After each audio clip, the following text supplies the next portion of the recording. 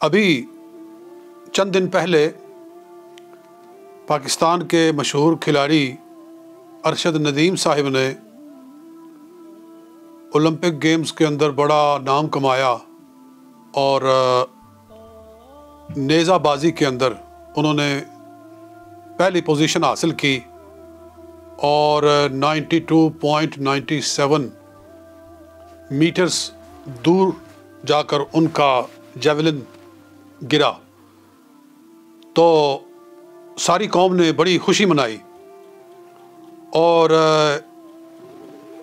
صوبائی حکومت 10 کروڑ پیش کر رہی ہے، وفاقی حکومت 15 کروڑ پیش کر رہی ہے اور کئی کروڑوں کی گاڑیاں پیش کی جا رہی ہیں، کروڑوں کے بنگلے پیش کیے جا رہے ہیں اور مجموعی طور پر جتنے ارشد ندیم صاحب کے لیے اعلانات ہوئے ہیں وہ کوئی 1 ارب روپے سے زیادہ بن گئے ہیں۔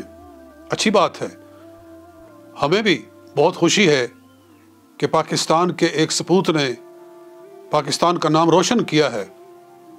جتنا بھی انعام دیا جائے اتنا کم ہے، مگر میں یہ سوال کرنا چاہتا ہوں کہ پاکستان اسلام کے نام پر حاصل کیا گیا تھا کہ مسلمانوں کو الگ ملک چاہیے، ہندوؤں کو الگ ملک دے دیا جائے اور مسلمانوں کو الگ کر دیا جائے۔ یہ 2 قومی نظریہ تھا جس کی بنیاد پر یہ بٹوارہ ہوا تھا اور اسلام کی بنیاد پر پاکستان مارز وجود میں آیا تھا۔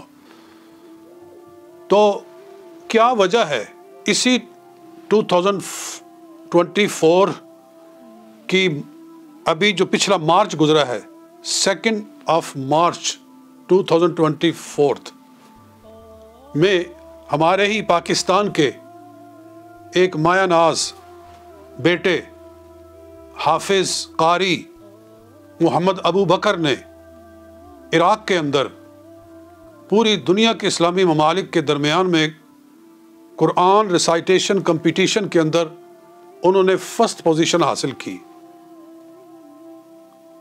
تو اس نوجوان اس لڑکے کے لیے 13 سال کے اس ہونہار بچے کے لیے پاکستان گورنمنٹ نے 1 روپے کا بھی اعلان نہیں کیا۔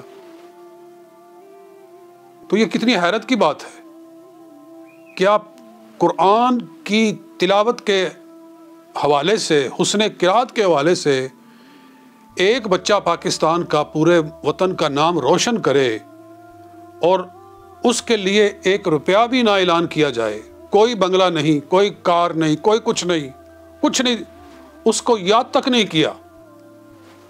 اور دوسری طرف ایک آدمی ایک نیزہ پھینکتا ہے اور اس کے لیے اربوں روپے کے اعلانات کیے جاتے ہیں۔ کیا قرآن سے ہماری وابستگی کا یہ حال ہے؟ قرآن سے ہمارے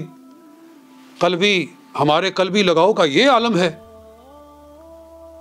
تو میں یہ پوچھتا ہوں کہ وہ جو نیزہ پھینکا اور اس کو اتنا انعام ملا تو اس کا مطلب یہ ہے کہ ہم چاہتے ہیں کہ پاکستان کے اندر نوجوان جو ہیں ہمارے کھیلوں کی طرف آئیں۔ ہم ایک کھلاڑی کو اتنا انعام دے رہے ہیں تاکہ کھیلوں کو فروغ حاصل ہو۔ تو کیا ہم بالکل یہ نہیں چاہتے کہ قرآن پاک کی تلاوت کو بھی فروغ حاصل ہو؟ ہمارے بچے بھی قرآن پاک بہتر سے بہتر پڑھیں۔ اگر قاری محمد ابو بکر کو کوئی اس کے لیے بھی اگر چند کروڑ کا اعلان کر دیا جاتا تو پورے ملک کے نوجوان متوجہ ہوتے کہ ہم بھی ہم بھی قاری ابو بکر بننا چاہتے ہیں۔ ہر بچہ بہتر سے بہتر قرآن پاک کو پڑھنے کی کوشش کرتا۔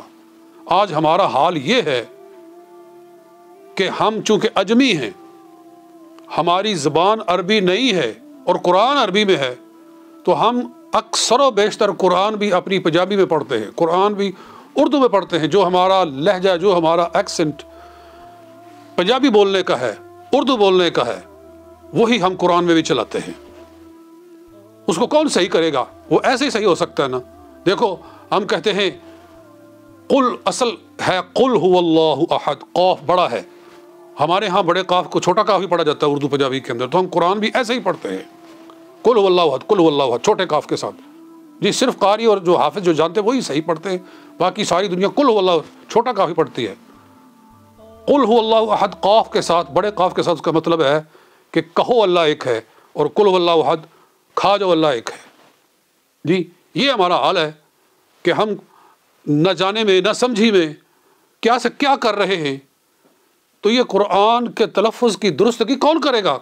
قوم کے اندر یہ شعور ایسے ہی آ سکتا تھا نا کہ اچھا پڑھنے والے کو بڑے سے بڑا انعام دیا جاتا، مگر افسوس ہے کہ قرآن کے حوالے سے کوئی اول انعام حاصل کرے تو حکومت کے کان پر جوں تک نہیں رینگتی، اور کوئی ایک کھلاڑی نیزہ پھینک دے تو اس پر کروڑوں کے بارش شروع ہو جاتی ہے۔ اگر ادھر توجہ ہے تو خدا را قرآن پاک کی طرف بھی توجہ کرو۔ اللہ تعالیٰ ہمیں توفیق عمل عطا فرمائے۔